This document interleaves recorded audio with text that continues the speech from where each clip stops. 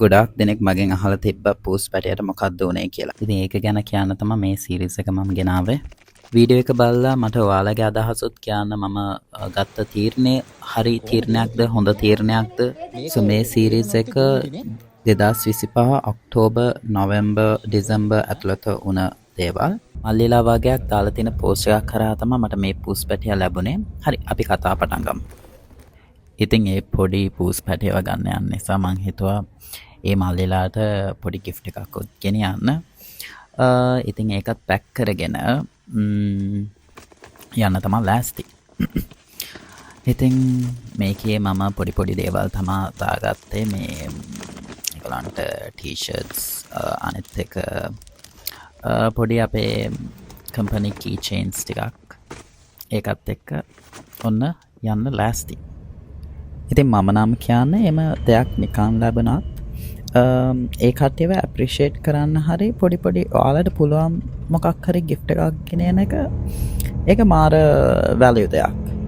ඉතින් මම ගොඩාක් එක්සයිට් වෙලා හිටියේ මම තනියමත් ඉන්න නිසා මෙම කෙනෙක් ඉන්න නිසා මාර සතුටක් දැනුනේ. අනිත් එක එතන 3 දෙනෙක් විතර හිටියා මම හිතන්නේ. ඒකේ මම හිතපු කෙනාවම එයාලත් එයාවම තමයි තෝරලා තිබ්බේ. ඒ මල්ලිලා පූස් පැටිය දෙනකොට නම් මට වීඩියෝ ගන්න බැරි වුණා. හැබැයි දැන් නම් පූස් පැටිය යන්නේ මගේ කාර් එකේ. එයා ඉතින් අපේ ගෙදරට ආවේ මාර ආසාවෙන්. දැක්ක ගමන් නිකන් මාව හොඳට පුරුදුයි වගේ තමයි ආවේ. ඇවිල්ලා ඉතින් දැන් එන ෆන් එකෙන් ඉන්නේ. ඉතින් මම එයාට ඕන කරන හැම දෙයක්ම අරන් ඇවිල්ලා තිබ්බේ. ටග්ගල පුරුදු වුණා. ඒ කියන්නේ මාත් එක්කමයි එයාට වැඩිය මිනිස්සු ගැවසෙනකොට එච්චර සෙට් නෑ වගේ. මට දැනෙච්ච විදිය. ඉතින් මම ක්ලාසස් එම කරනකොට මෙන්න මේ විදිහට තමයි බලාගෙන ඉන්නේ. මම ක්ලාස් ඉවර වෙනකන් එතන ඉඳලා බලාගෙන ඉන්නවා මම ඉවර වෙලා එනකන්. මොනවා නිදිමතෙන් හිටියොත් මම ක්ලාස් ඉවර වෙලා එනකන් බලාගෙන ඉන්නවා ඔන්න ඔය විදිහට. හැබැයි ඉතින් හැමදාම එහෙමත් නෙමෙයි. ඉතින් මම වැඩි වෙලා ක්ලාස් එකක් කරා නම් ඉතින් ආයේ මට ඉන්න දෙන්නෙත් නෑ ඉතින්. ඉතින් පව් ඉතින් එයාගේ තනියට මම මගේ තනියට එයා.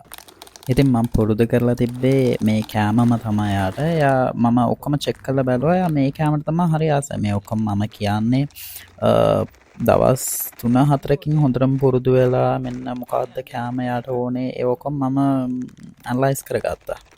ඉතින් 24 hours ගියෙත් නෑ එයා ලිටර් බොක්ස් එකටත් පුරුදු වුණා. මට ඒක තවත් ලේසි වුණා. මම හිතන්නේ ඒක එයාගේ ජීන්ස් වලින්ම තිබ්බ දෙයක්. අනික ඉතින් මමත් ඉතින් ට්‍රේනින් එකක් දුන්නා ඉතින්. එහෙමම සතියක් ඇතුළත වැක්සින් එකටත් ගෙනිච්චා. ගෙනියලා එහෙ අනිත් එයාට ඕන බෙහෙත් ඒ ඔක්කොම ගත්තා. ඉතින් එහෙ ගත්ත දෙයක් තමයි මේ මිල්ක් බොටල් එක. මම හරි ආසයි මේ වල මේකලන් මිල්ක් බොනාට. ඉතින් කොහෙද මිල්ක් හදාගෙන ආවට මෙයා ඒවා බොන්නේ නෑ ඉතින්. මේ පොඩ්ඩක් නම් ඉතින් බිව්වා. වතුරත් ඉතින් මේකෙම තමයි යාට දෙන්නේ. හැබැයි ඉතින් මේ වගේ දෙයක් දැක්කම යා නිකන් අර සෙල්ලම් බඩුවක් කියලා හිතලා හරි ආසාවෙන් ඉන්නේ. ඉතින් මිල්ක් නම් එයා එච්චර ආස නෑ. වතුරයි අර එයාගේ අර කෑමයි විතරයි. ගෙදර ඉතින් එයයි මායි විතරයිනේ. ඉතින් මගේ ගාවම තමයි ඉතින් ක්ලාස් ඉවර වුණ ගමන් මෙන්න මේ විදියට එනවා. ඇවිල්ලා හැබැයි පොඩි වෙලාවයි මේම හුරතල් වෙලා නිදාගන්නේ. ඊට පස්සේ ආයෙ මොකක් හරි මගේ ටී-ෂර්ට් එකේ හපා ඉන්නවා. ආයෙ නිදා ගන්නවා. ආයෙ හපනවා. මේකම තමයි රූටින් එක. මං ටිකක් ගැස්සුනා නම් ඉවරයි. ඊට පස්සේ ආයෙ ඇහැරලා බලනවා මං යනවාද කියලා. මං කවදාවත් හිතුවේ නෑ මං පූසෙක්ව මෙච්චර ළඟින් තියාගයි කියලා. මේක තමයි පළවෙනි පාර වෙන්නේ නැති මං හිතන්නේ. ඉතින් හැම දෙයක්ම මෙච්චර ලස්සනට ගෙවිලා යනකොට එකපාරට කැන්ඩි ඩිස්ට්‍රික්ට් එකට ගම් වතුරක් ආවා. ඒ ආපු ගම් වතුරෙන් අපේ ගමෙත් 95% විතර යට වුණා. අපේ ගෙදර යට වුණේ නැති වුණාට අපේ ෆැමිලි හැමෝගෙම ගෙවල් යට වුණා. ඉතින් පව යාලා ඔක්කොම අපේ ගෙදරට ආවා. අපේ ගෙදර තමයි හිටියේ. ඉතින් හැබැයි අපේ පූස් පැටිය බයයිනේ මිනිස්සුන්ට. එයාට වෙනම රූම් එකක් දීලා තිබ්බේ. ඉතින් ඒ දවස් ටිකේ මම ගොඩාක් ගෙදර හිටියේ නෑ. වතුර බෙදන්න, ඇඳුම් බෙදන්න, ඒ වගේ අපි ඕගනයිසේෂන්ස් තිබ්බ නිසා ගොඩාක් එළිය තමයි හිටියේ. ඉතින් පූස් පැටිය තනි වුණා. අත්තම කිව්වොත්. ඉතින් ඒකත් එක්ක මේ යනකොට මම තව පොඩි දෙයක් දැක්කා. ඒක දැකලා මට තවත් අවුල් ගියා. පූසෙක් මෙන්න මේ පූසා. ගං වතුරෙන් කොමාරේ එයා සර්වයිව් වෙලා දැන් එයා කට්ටිය හොයනවා. මට ඒක දැක්කම මාර මම දන්නේ මට අවුල් හිතුණා. ලයික් මගේ පූස් පැටියත් මම තනි කරලානේ යන්නේ හැමතැනම කියලා. ඉතින් එයා කාමරේ මෙන්න මේ විදිහට තමයි ඉන්නේ. එයාට මේ කොච්චර තන් හදලා දුන්නත් එයා මේ කාපට් එක උඩ එයාට මෙහෙම තමයි ඉන්න ඕනේ. ඒකත් එක්ක තව අමුත් එක්ක අපේ ගෙදර ඇවිල්ලා හිටියේ. එයාගේ රංචුවේ හැමෝම මැරිලා. ඉතින් මෙයා ගං වතුරේ කොහොම හරි අපේ ගෙදර හොයාගෙන කොහෙන් ආවද කියලා දන්නේ නැහැ. මෙතන ඇවිල්ලා එයා බලාගෙන ඉන්නවා දොර අරිනකම්. ඒක ඉතින් දකිනකොට ඇත්තටම මාර දුකක් ඇති වුණේ.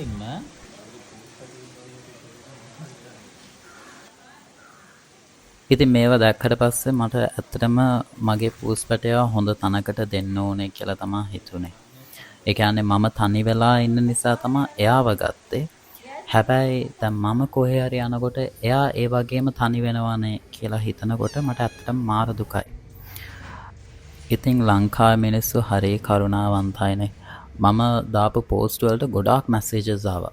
ඉතින් මම හැමෝත් එක්කම කතා කරලා චෙක් කරලා මම එක ෆැමිලි එකක් තෝරගත්තා. මම තනියම ඉන්න කට්ටියට දෙන්න කැමති වුණේ නෑ.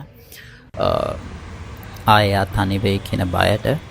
ඉතින් ලොකු ෆැමිලි එකක් ඉන්න තැනක් හොඳයි කියලා හිතලා එහෙම තැනක් තමයි තෝරගත්තේ.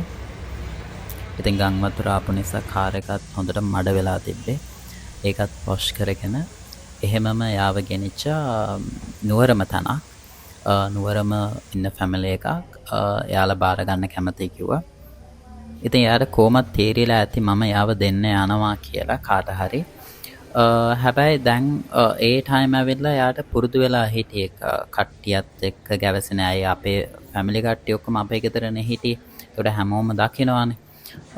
එතකොට එයා පොඩ්ඩක් පුරුදු වෙලා හිටියේ. ඉතින් ගං වතුර නිසා මං ස්ටොක් එකේ කෑම එයාට පැකට්ස් අරන් තියලා තිබ්බා.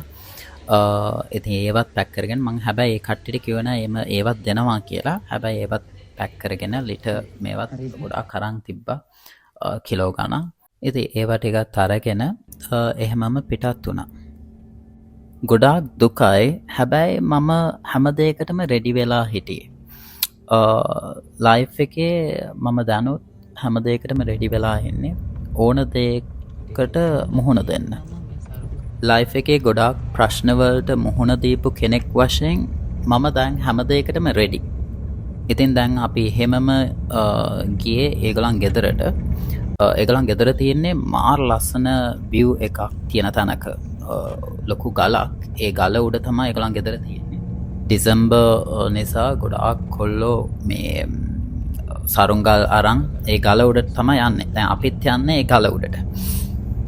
ඉතින් එතන ඉඳලා මාර view ටිකක් තියෙන්නේ. නකල්ස්ද තව ගොඩාක් තැන් පේනවා. ඉතින් almost තැනට reach වුණාම එයාව බාර දුන්නා. බාර දීලා හැබැයි බයික් එකක්වත් කියන්න බැරි වුණා. බාර දුන්නා මෙන්න මේ විදිහට තමයි යාලා අරන් ගියේ. ඒ පොඩි මල්ලි ඇවිල්ලා හරි ආසාවෙන් ආව ගත්තේ. මට ඒකෙන්ම තේරුණා යාලා හොඳට බලාගයි කියලා. හැබැයි මට දුක හිතුනේ මං අන්තිමට ඔළුවේ හරි අත ගෑවේ නෑනේ කියලා. ඊට පස්සේ ආයෙ යාලාට කෝල් කරලා ආයෙ ආව ගෙන්නුවා. ගෙන්නුවාම බලන්නකො මෙයා මාව දැක්කම කෑ ගහන විදිය.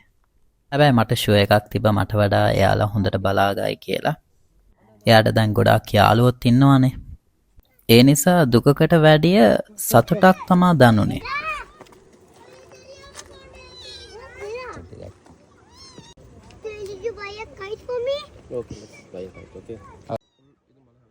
ඉතින් මම කිව්වනේ මෙතන ඉඳලා නකල්ස් පේනවා කියලා.